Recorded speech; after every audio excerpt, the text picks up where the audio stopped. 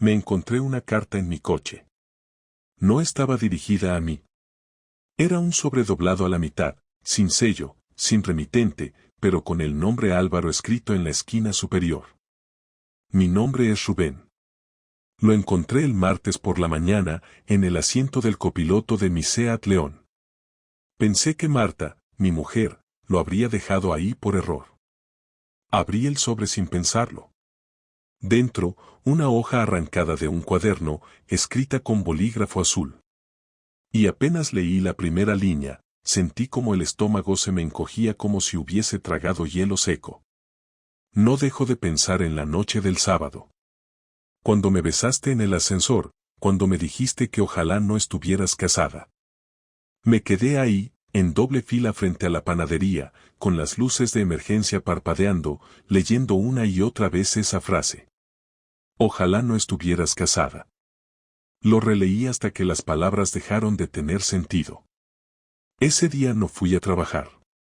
Conduje sin rumbo durante horas por la M40, escuchando cómo el motor tragaba kilómetros mientras mi cabeza se iba llenando de preguntas. ¿Quién es Álvaro? ¿Cuánto tiempo lleva esto? ¿Dónde, coño, estaba yo mientras todo esto pasaba? Y lo peor, ¿cuánto de lo que creía real en mi vida no lo era? Volví a casa antes de la hora de comer y no dije nada. Marta no estaba.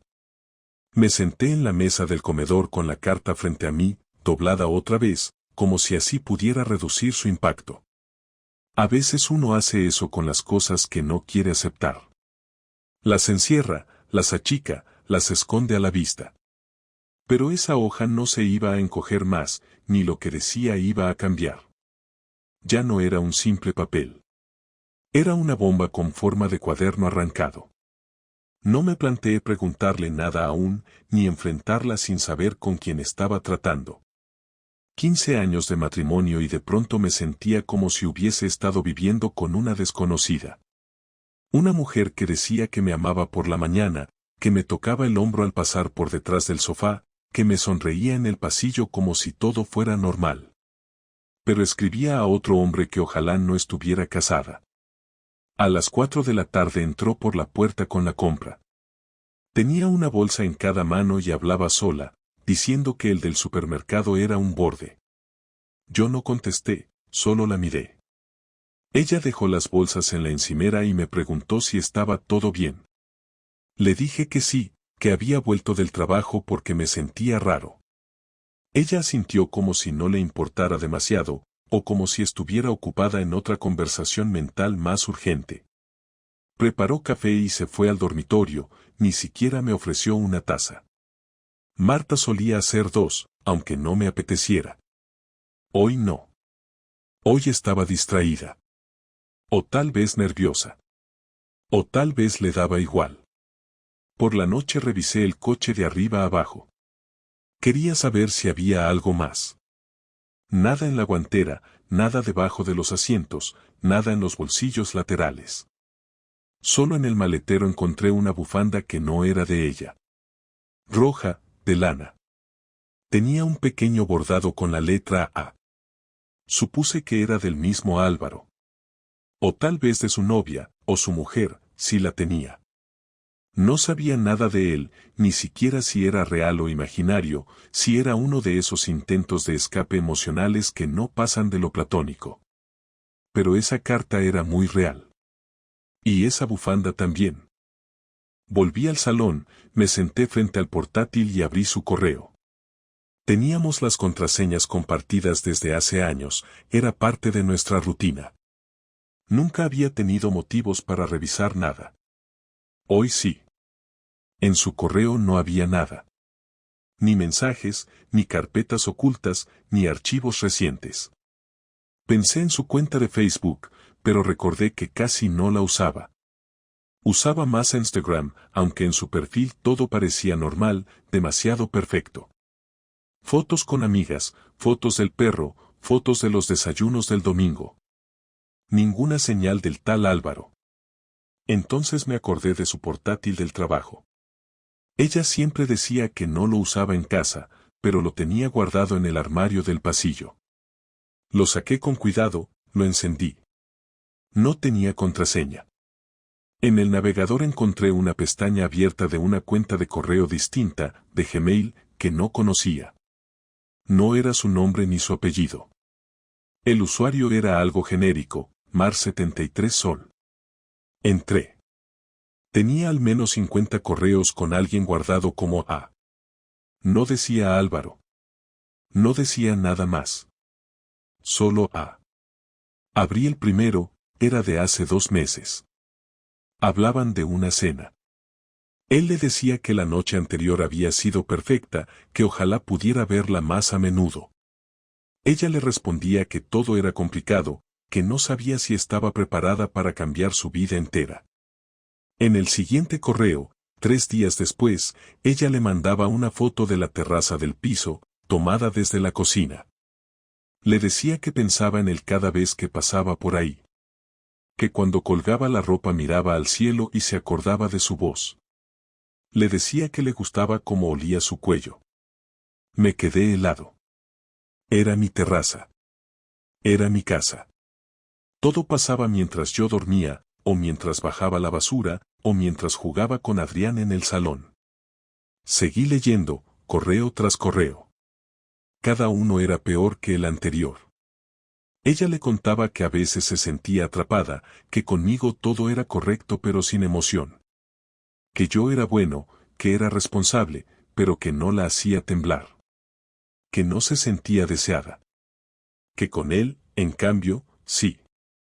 Que cuando estaban juntos sentía algo que no sentía desde hacía años.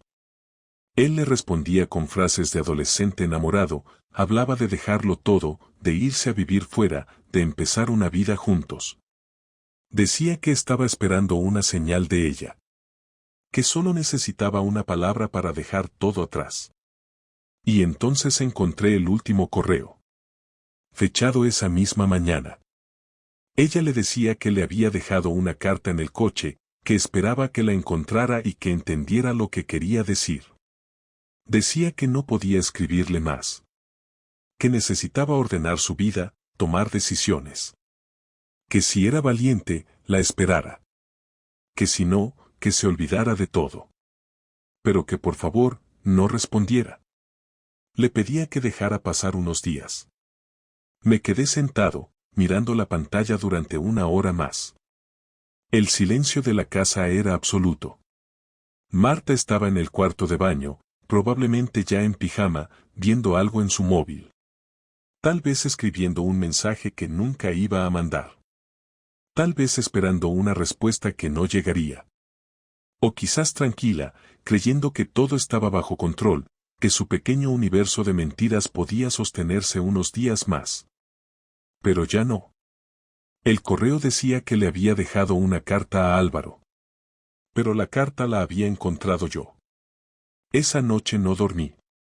Me acosté en el sofá del salón con la pantalla del portátil aún encendida, repasando mentalmente cada palabra de esos correos, cada frase donde mi nombre no aparecía, cada declaración que dejaba claro que yo era una figura de fondo en una vida que ya no me pertenecía. Marta cerró la luz del dormitorio a las 11:30, sin preguntarme por qué no subía. No bajó a buscarme, no mandó un mensaje, no hizo absolutamente nada. Como si supiera que algo estaba mal y prefiriera no mirarlo de frente. O como si simplemente le diera igual. A las 6 de la mañana me metí en la ducha y me vestí con la misma ropa del día anterior. No tenía hambre, ni sueño, ni ganas de nada. Cuando Marta bajó a las 7 menos cuarto, con el pelo recogido y su bolso al hombro, me miró desde la puerta con esa mezcla de curiosidad y distancia que ya me resultaba insoportable. Me preguntó si iba a ir al trabajo, y le dije que no. Me preguntó si estaba enfermo, le dije que no.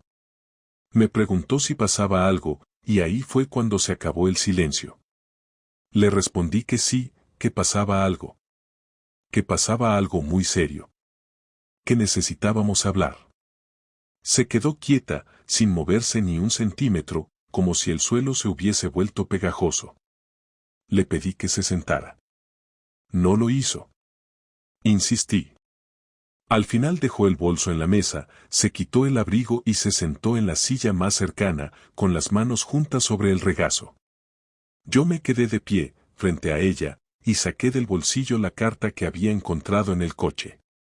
La puse sobre la mesa, sin decir nada. Ella la miró un segundo y luego me miró a mí. ¿La has leído?, preguntó sin titubear, como si eso fuera lo único que le importaba. Sí. Y he leído tus correos. Todos. Desde el primero hasta el último. Bajó la cabeza. No hizo ningún intento por negar nada. No preguntó cómo había accedido. No se disculpó. No dijo ni una palabra más durante casi un minuto. ¿Quién es Álvaro?, pregunté con un tono bajo pero firme. Ella tragó saliva y respondió como si le costara, pero no por vergüenza, sino porque se daba cuenta de que ya no tenía margen para manipular la situación. Un compañero del trabajo. Empezó como una tontería. Una conversación, un café. Luego se fue de las manos. ¿Se fueron a la cama?, asintió, sin mirarme. Luego levantó la vista y dijo algo que me dejó helado.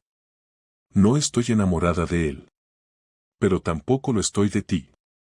La frase quedó flotando en el aire como una sentencia. No era rabia lo que sentí en ese momento, era una mezcla de incredulidad, pena y algo muy parecido al desprecio. No por ella, sino por mí. Por haberme creído durante tanto tiempo que todo estaba bien. Por haberle cocinado cada noche, por haberle preparado el café cada mañana, por haberle planchado la ropa, por haber cuidado de nuestro hijo cuando ella salía con la excusa de las reuniones de padres o las cenas de fin de curso. Todo eso, mientras en paralelo tejía otra vida, en otro plano, con otra persona. ¿Qué pensabas hacer? ¿Irte? ¿Esperar a que yo encontrara la carta y me largara por mi cuenta? No lo sé. Todo se me fue de las manos. No era lo que buscaba. ¿Y qué buscabas exactamente? ¿Alguien que te hiciera sentir más joven? ¿Un poco de emoción? No. Buscaba sentir algo. Lo que fuera. Lo que ya no siento contigo. Me paso el día fingiendo que somos una familia feliz. Y tú también. Yo no fingía. Esa última frase le dolió. Lo vi en su expresión. Le dolió porque era verdad. Yo no fingía. Me gustaba nuestra rutina. Me gustaba despertarme y oír su respiración al otro lado de la cama. Me gustaba cuando me pedía que le acercara el edredón o cuando dejaba su ropa interior en el suelo del baño. Todo eso, lo bueno y lo aburrido, era mi vida. Y ella lo había tirado todo por la borda como si fuera un programa de televisión que ya no le entretenía. No voy a perdonarte, le dije. No estoy interesado en tus razones. No me importa si fue una vez o 20. Lo que me importa es que me mentiste cada día durante meses. Que usaste nuestra casa, nuestra cama, nuestra vida para esconder tus ganas de largarte. Que estabas esperando que otro hiciera lo que tú no te atrevías. Ella no respondió. Cruzó los brazos y se quedó mirando al suelo. ¿Y ahora qué?, preguntó después de un silencio largo. Ahora quiero que te vayas. Hoy mismo. Esta es mi casa. El piso está a mi nombre. Puedes recoger tus cosas y llevarte lo que quieras, pero esta noche no vuelves a dormir aquí. ¿Y Adrián? Ya hablaremos de eso. Primero quiero que salgas. Después ya pensaremos en lo demás. Se levantó, cogió el bolso, no dijo nada más. Subió al dormitorio, recogió una mochila con ropa, su portátil y cargadores. Bajó a los 10 minutos. No lloró. No pidió perdón. No hizo ninguna escena. Cerró la puerta y se fue. Así de simple. Así de frío. Así de jodido. Yo me senté otra vez en la misma silla donde había estado ella, con la carta aún sobre la mesa, y me quedé allí, sin moverme, durante más de una hora, escuchando el tic-tac del reloj de la cocina, como si fuese lo único que seguía funcionando con normalidad en esa casa. El mismo día que Marta se fue, después de quedarme solo en casa durante horas, hice algo que nunca había imaginado que haría, llamé a su jefe. Sabía perfectamente quién era, lo conocí en una cena de Navidad hace 3 años, y aunque nuestra conversación entonces fue breve, suficiente para que yo entendiera que el tipo era un narcisista encantado de escucharse hablar.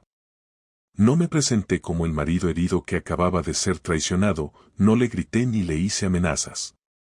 Simplemente le dije que tenía en mi poder correos electrónicos entre su empleada y otro compañero del mismo centro, en los que se hablaba con claridad de una relación extralaboral y encuentros fuera del horario laboral pero dentro del recinto escolar, y que estaba valorando si enviar esa información al consejo de administración del colegio.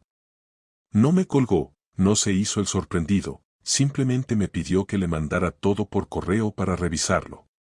Le dije que no iba a enviar nada aún, que solo estaba informando de lo que podía salir a la luz si Marta no colaboraba con un divorcio limpio, sin discusiones sobre la custodia ni sobre el piso ni sobre las cuentas. No hacía falta gritar, no hacía falta amenazar. Solo poner la primera pieza sobre el tablero y ver cómo reaccionaban. Después de colgar, escribí a Marta. Le dije que si no quería que todo su entorno laboral se enterase de lo que había estado haciendo con Álvaro, tenía que aceptar el divorcio de mutuo acuerdo, firmar los papeles en cuanto estuvieran listos y dejarme a mí la custodia principal de Adrián, al menos hasta que se resolviera todo legalmente. No le pedí explicaciones ni me interesaba escuchar su versión de víctima. Solo le di un plazo de 24 horas para responder. Tardó menos de 3 en escribirme. Dijo que sí. Dijo que estaba de acuerdo con todo. Dijo que no quería guerra. Dijo que no pensaba discutir por nada.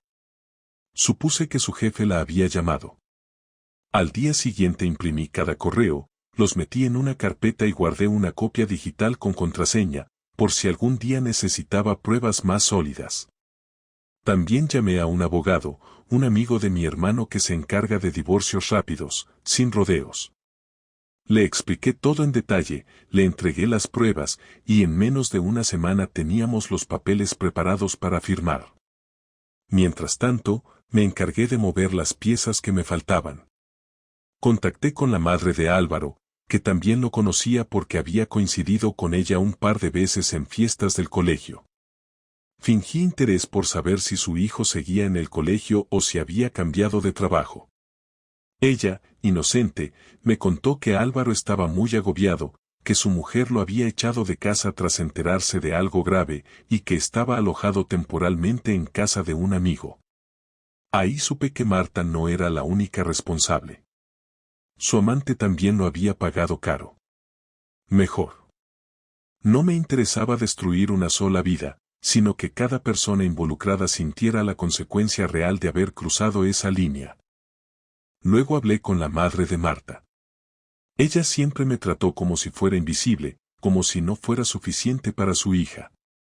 Le mandé una carta, escrita a mano, explicándole lo que su hija había hecho, cómo me enteré y qué decisión había tomado.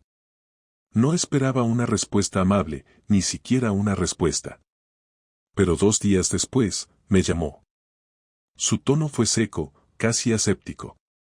Me dijo que no entendía nada, que Marta no había contado nada, que si era cierto todo lo que yo escribía. Le respondí que sí, que si quería le mandaba una copia de la carta y de los correos.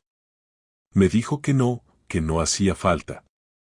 Que si todo eso era verdad, ella ya no pensaba acogerla en su casa. Me preguntó qué pensaba hacer con Adrián.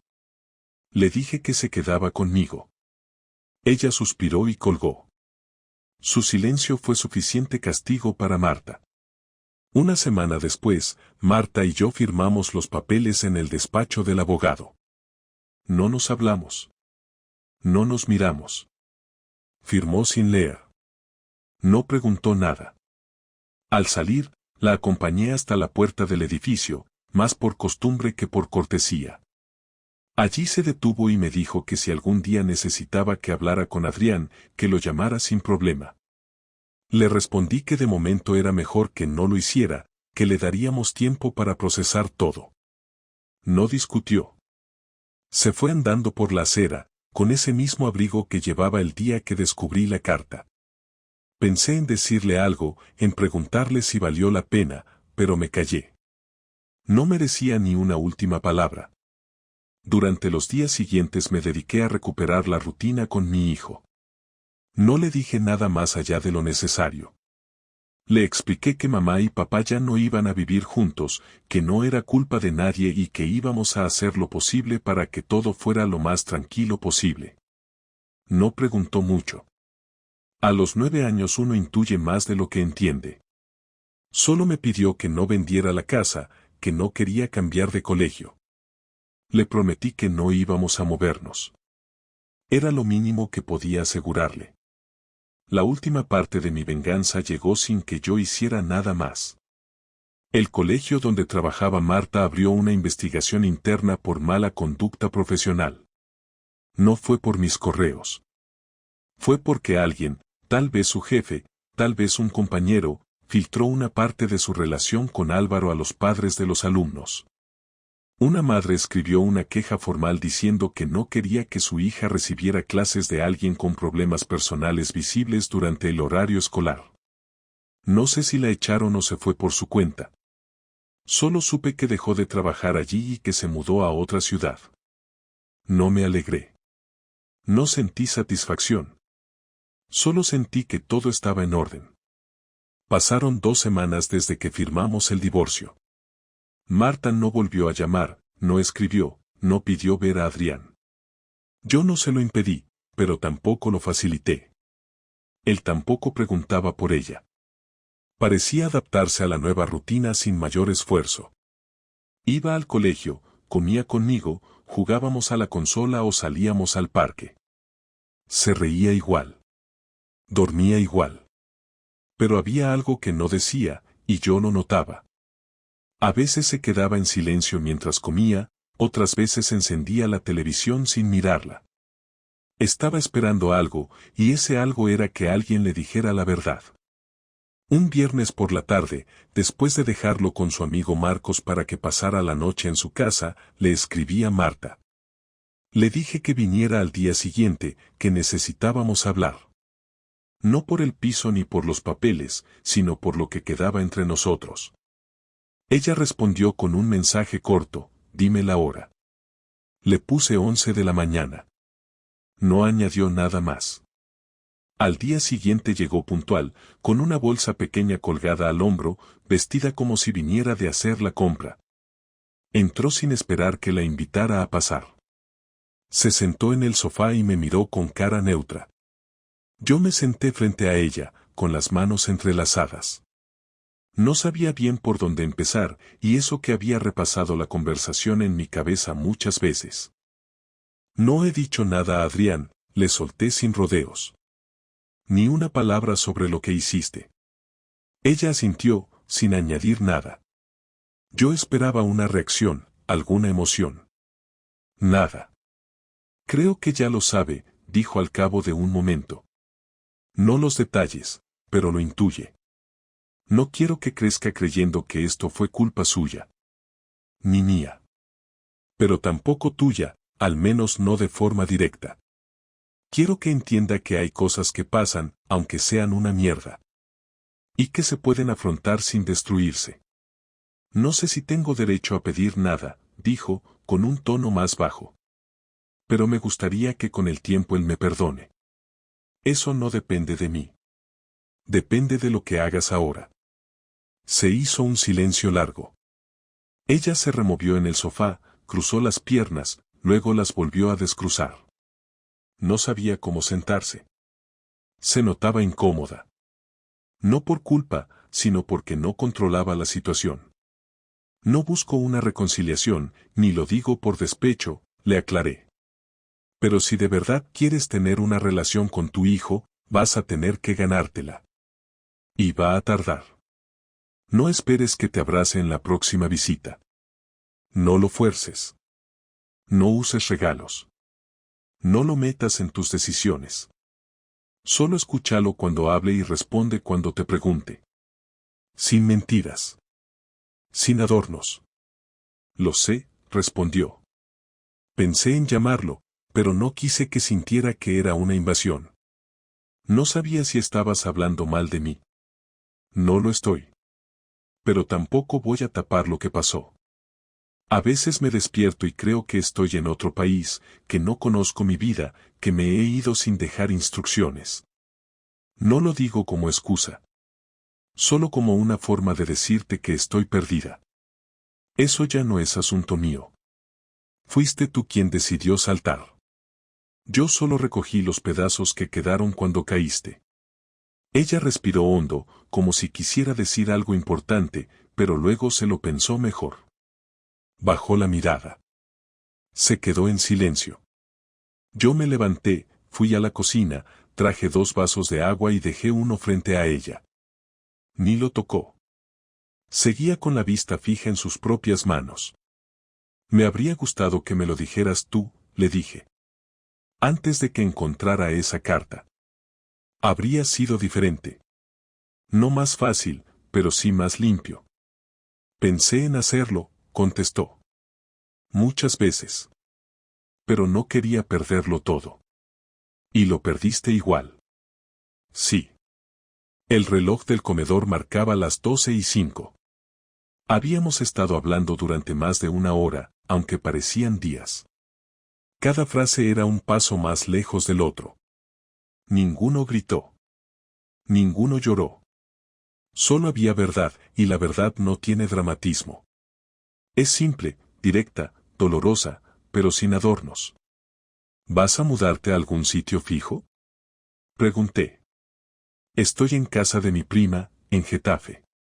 Busco algo cerca del centro, pero con lo que pasó en el colegio está todo parado. Tal vez me vaya de Madrid. No lo sé aún. Haz lo que tengas que hacer. Pero no desaparezcas de la vida de tu hijo otra vez. Porque si lo haces, no te lo va a perdonar nunca. Lo sé, repitió. Se levantó, tomó su bolsa, y caminó hacia la puerta. Antes de abrir, se giró. ¿Tú me odias? No. Pero ya no me importas. Ella asintió. Abrió y se fue. No la acompañé. No cerré la puerta hasta que dejé de oír sus pasos en la escalera. No sentí alivio, ni rabia. Solo un vacío extraño, como cuando terminas un libro que no sabías si querías seguir leyendo o tirar a la basura. Ya estaba cerrado. Ya no había más que decir. 3 meses después de aquella última conversación, mi vida parecía otra. No mejor, no peor, distinta. Marta no volvió a pasar por casa. Adrián hablaba con ella 1 vez por semana, siempre por videollamada. Al principio con desgana, después con una mezcla de cautela y frialdad. No le decía cosas como te quiero ni le preguntaba si la echaba de menos. Solo hablaban de lo que había hecho en el colegio, de si se había peleado con alguien, de si quería que le mandara algo por correo. Ella insistía en ofrecerle visitas, excursiones, incluso quedarse a dormir un fin de semana con ella en Getafe, donde finalmente alquiló un estudio cerca del centro. Adrián siempre decía que no podía, que tenía deberes o que quedaba con Marcos. Yo no interfería. Le dejaba a él decidir, y aunque a veces me dolía verlo tan distante, entendía que era su forma de protegerse. En el trabajo me concentré más que nunca. Empecé a salir a correr los domingos por la mañana, cosa que antes me parecía absurda.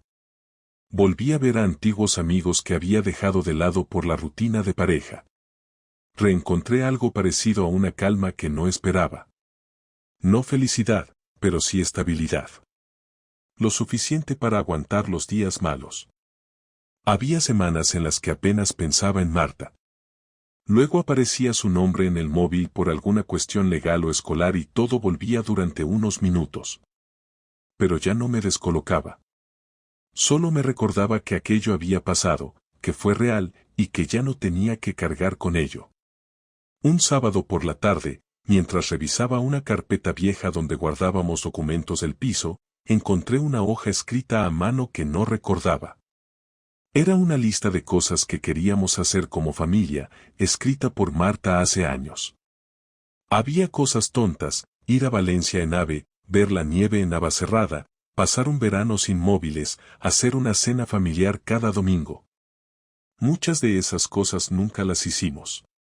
Otras sí, y me di cuenta de que ni siquiera las recordaba con claridad. La hoja estaba arrugada y manchada por una taza de café. Dudé entre tirarla o guardarla, pero terminé devolviéndola a su sitio. No por nostalgia, sino porque era parte del archivo de mi vida, y no tenía por qué ocultarlo. Al lunes siguiente firmamos el último papel del proceso de divorcio. No hubo ceremonia, ni reunión.